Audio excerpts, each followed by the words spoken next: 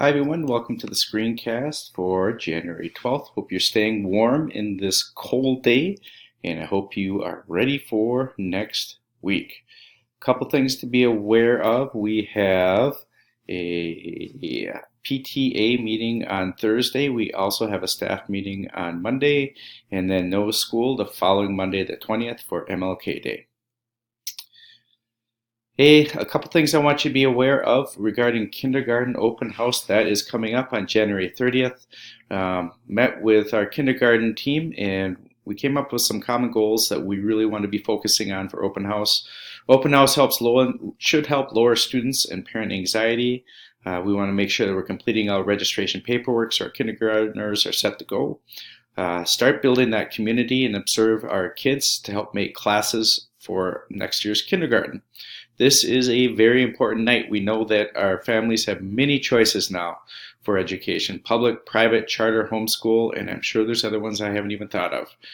We know that when we get our families in the building, they're going to like what they see and they are going to join us. So it's really important that this first night is a strong and positive one. So one thing I'd ask you, please include this date in your communication to families in the next couple of weeks and encourage them to tell their neighbors about the good things that are happening at Westwood, and if they have an incoming kinder family, to let them know about that date, just to make sure that we are catching everyone. We could also use volunteers for this night. There's a lot of jobs, whether it's being a greeter, welcoming our families in, helping with kinders during the parent meeting in the gym, or a few different stations. If you are able to help, I could really appreciate it. We would really appreciate it.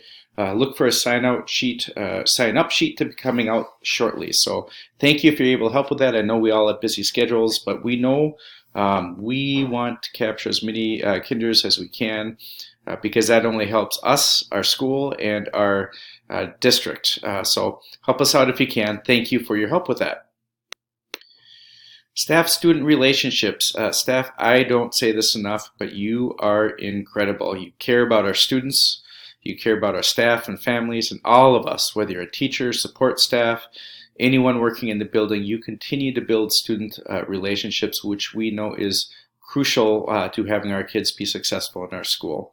So I know that even when it's tough, you keep the best interests of our students in mind, and we keep going forward with that. So I am fortunate that I get to see that across our building. I get to see that when I have the opportunity to give family tours of our incoming students, when I do my teacher observations, when I'm collaborating with you on a difficult student situation, and just also from the positive parent comments that I have. So thank you for the work you're doing on this. Continue to build those relationships, because we know how important that is, and to hold our students to high expectations. Thanks for all you're doing with that.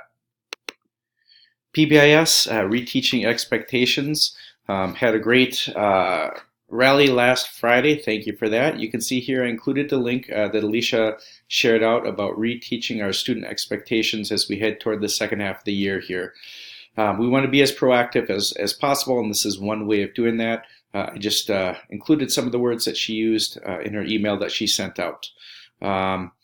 Please remember that we have certain weeks that we're doing that, and even if you're not a teacher, if you are another staff person within our building, be familiar with this slideshow and what we are focusing on each week, so that you can help in your own way reteach those expectations.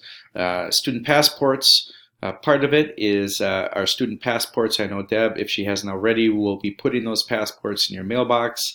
We know that once you've retaught all those areas, please include a class picture to yours and put it back to Deb, and we will be displaying those in a spot within our school. So just remember to keep working on that. Thanks for your work on that. Remember to stamp or mark those different things as you complete it. Thanks for your work with that too. Westwood in the world. We know that there are a lot of tensions in other areas of the world. Right now, one area is Iran and the United States. And it's important to remember that those tensions in the Middle East or anywhere can impact our community We could have, and I'm sure we do have, students and staff who have family members who are part of the U.S. military, or students and staff with cultural ties to Iran. We need to be aware of that. We need to make sure that we continue to have Westwood as a safe space for all members of our community, and to try to be supporting all of them. So just a reminder that things in other parts of the world can affect us here, and we want to make sure that we're as safe space for all of our community as possible. If you have questions on that or concerns on that, let me know. I just think that's something to be aware of. EL students, we have access testing coming up for those students. We have 3 weeks of testing, February 3rd through the 21st. The first 2 weeks are with our 1st through 5th grade students, and our last week is with our kinder students. And Shannon is the one that does the majority of the testing for that. So we will have EL classes canceled during those 3 weeks of testing. I know that you would much rather be teaching as opposed to testing, but this is one of those things that's important for our students, for our school, for our district. So Shannon will be doing our best on getting those assessments completed. Just as a reminder, our access test really is 4 different tests together: listening, speaking, reading, and writing.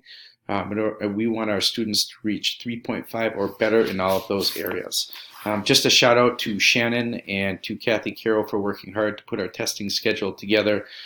Thank you for your work on that, and I know that we'll all be supporting you as we head toward those testing days. EL students, you can also access our, if you want to access the results of the access tests from previous years, you can go into the hub, go into your homeroom and click on the EL tab for a specific student and scroll down to the bottom to see the test results if the student took it last year. I did a screenshot of one of those. I know most of us have seen that in other formats. I think they've tried to make it easier to access for all of us. I thought the information over here was interesting, and it gives some important information as we're working with our students. So just be aware that you have access to that information at the bottom. If you have questions on that, let me know. If we had students that took it last year, that's where it's at. Bloomington Web relaunched this week. Just be aware as we head to the next week, we have relaunched our Bloomington Public Schools website. Just a few key important details here. We want to make sure that the most essential information is available for our prospective and current families. We're trying to keep it as up to date as possible, which means also paring down the amount of information that is on that website. A lot of it becomes obsolete pretty quickly. So a lot of that has been pared down, trying to move away from information that's outdated. This is a big change. There's been a lot of work that's gone into it, and I'm sure there will be some bumps in the road, some snafus as we go forward, but just be aware of that.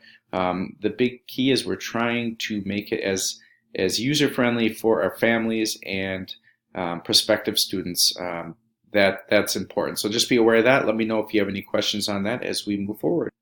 I also kept together here the information for 271 Learns. Links are there if you're still interested or want to get any more information on that. Well, that's all I have. Have a great rest of the day, and see you all on Monday. Take care, everyone.